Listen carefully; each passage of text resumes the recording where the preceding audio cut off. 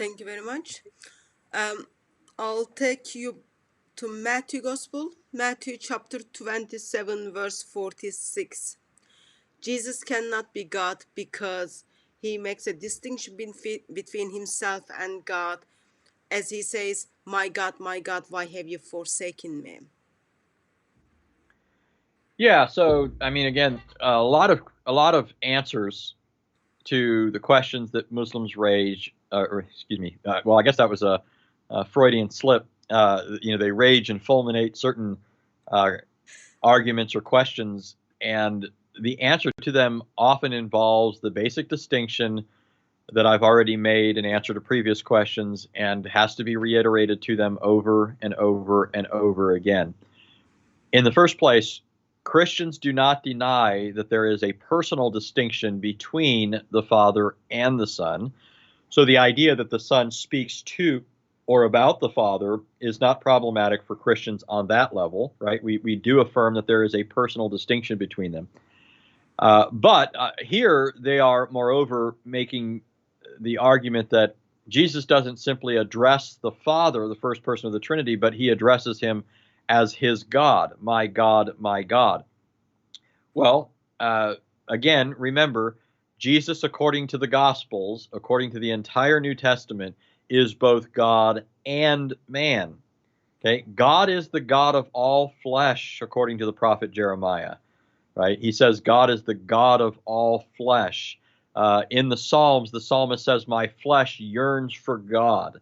Right? So, as the God of all flesh, Jesus, by virtue of becoming flesh, necessarily enters into that kind of a relationship with the Father that we have towards the Father. Okay? He's not only a divine person, he's also a divine person with a fully human nature, a true human nature. And so, from that perspective, can refer to the Father as his God.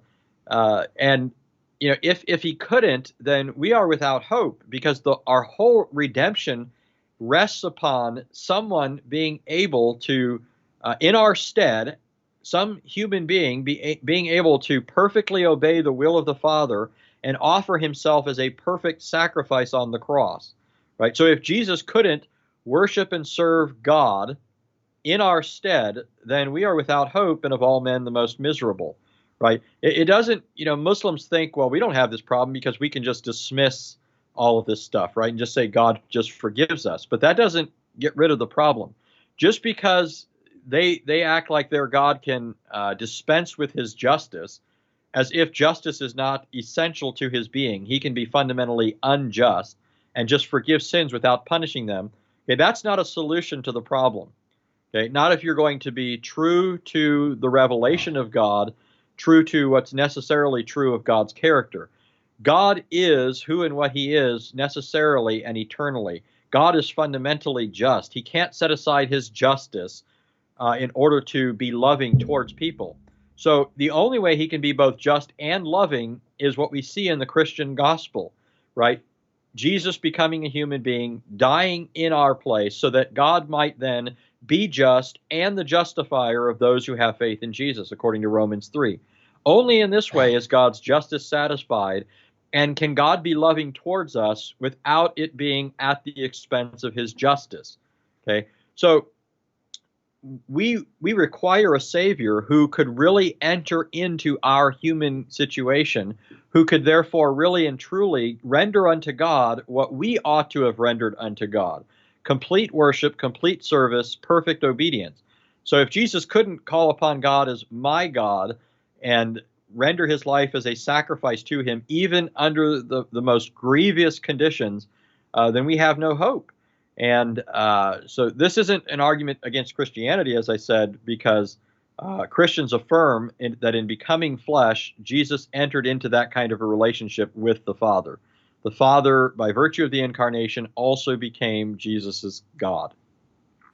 Thank you for that. Let me ask a follow-up question on this verse. Where it says, why have you forsaken me? Why Jesus is feeling God is, or his Father is leaving him? Yeah, so we would say, ontologically, that's just a fancy term referring to God's. The word ontology refers to the being of anything, right?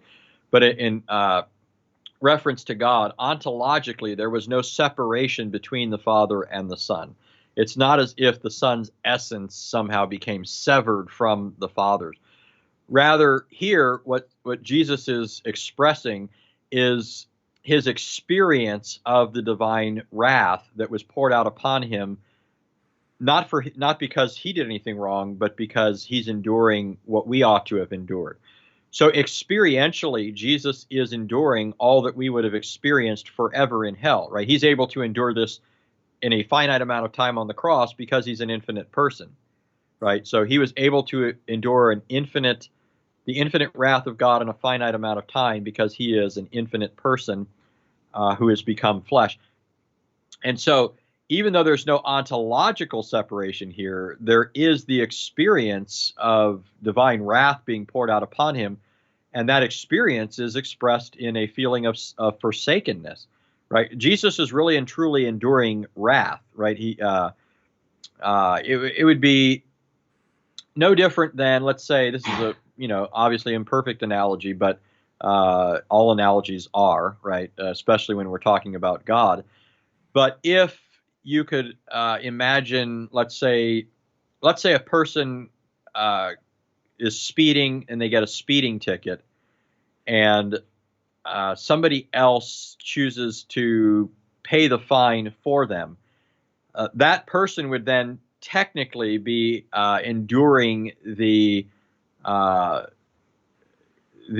feeling of being at, could, I mean, again, this is imperfect, but there's a sense in which they are accepting, the law. When you violate it, the law frowns upon you, right? The law, I'm here personalizing the law, but the person on the bench, right, is frowning upon you. Well, if somebody steps in to take your debt, well, there's a sense in which you experience that as well, right?